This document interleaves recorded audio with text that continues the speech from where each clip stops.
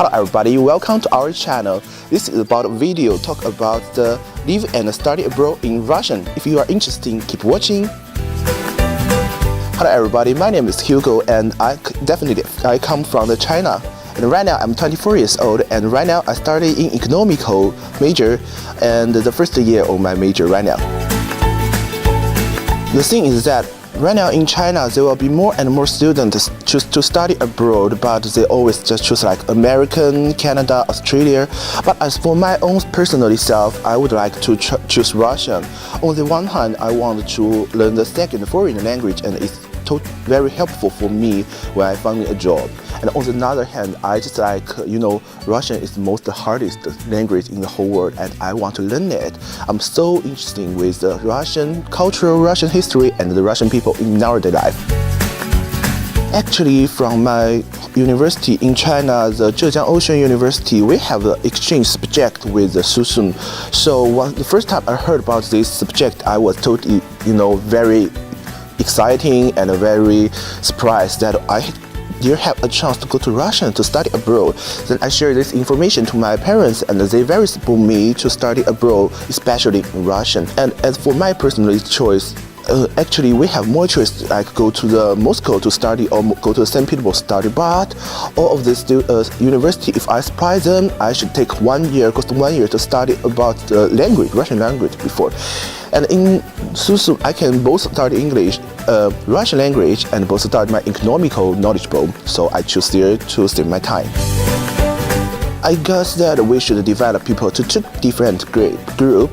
The one group is the teenager part, just like same age with us. The teenager or the young people, adult in the Philippines, they are so active. They just like one time you pass by on the street and they find you are foreigner.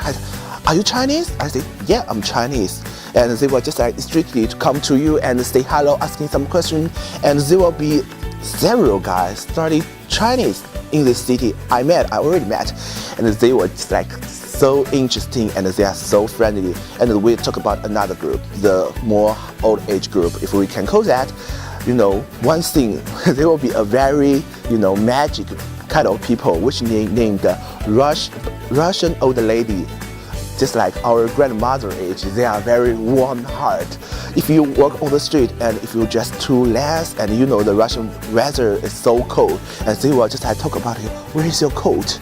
Where is your hand? You should warm yourself, you should dress more. Like you can really feel that all the street will be your own grandmother on the street anywhere. I mean that.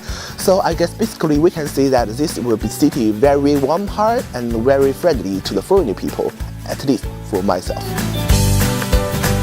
Yeah, I know a lot of Chinese parents, they are worrying about these things.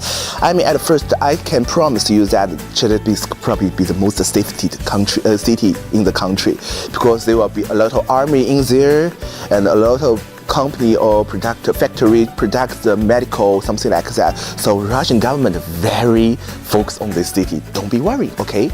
That's a safety problem. And we talk about the city itself. Philippines is a totally traditional Russian style city. And on the street you can see that all the streets there will be the Russian environment, Russian style, even Russian tasty. I know that everyone loves surprise, but the most surprising thing for me is the teacher part. They are of course, they are very responsibility and very serious deal with their job. But what's surprising about teacher? Not only about the job, but after the lesson, after the work, they will lead you, invite you to the museum to have a view, or go to Sigma to have a movie or see an opera. Super opera, something like that. It's very warm heart thing for me, because in my university time, actually we don't have too much social after class with teachers. But right now, in our group, our teachers, they are very warm hearts, they are very friendly, and they are very responsibility. They want to, not only be the teacher of us, but also be the friend of us, and even be the, some elder lady, I say that, even want to be the parents of us. I mean, it's pretty good as for me. Of course, that you can feel that every day when you wake up, you have a lot of things to do. You should cook by yourself.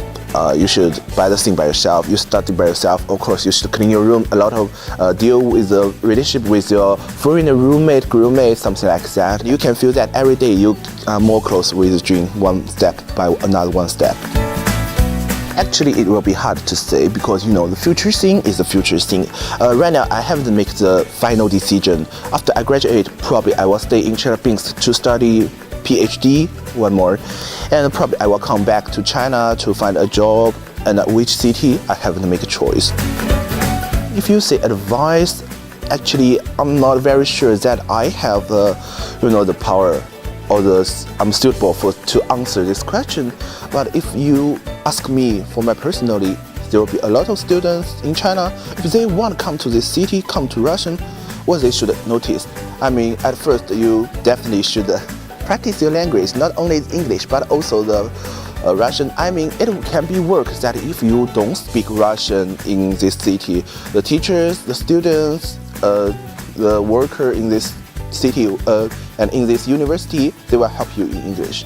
But I mean, it will be a little pity, you really in Russian and you really should study Russian, and you can feel the magical of this very hard grammar language, the ancient unique part language. One word means a lot, and I guess that the one language also means a lot for this nature. 正当梨花开遍了天涯，河上飘着柔满轻纱，喀秋莎站在俊俏的岸上，歌声好像明媚的春光。喀秋莎站在俊俏的岸上，歌声好像明媚的春光。Rasitalia brani cruci, la bore liberik narutoi, vihari la bole la kachusha, na besoki berik na privan, vihari la bole la kachusha, na besoki berik na privat.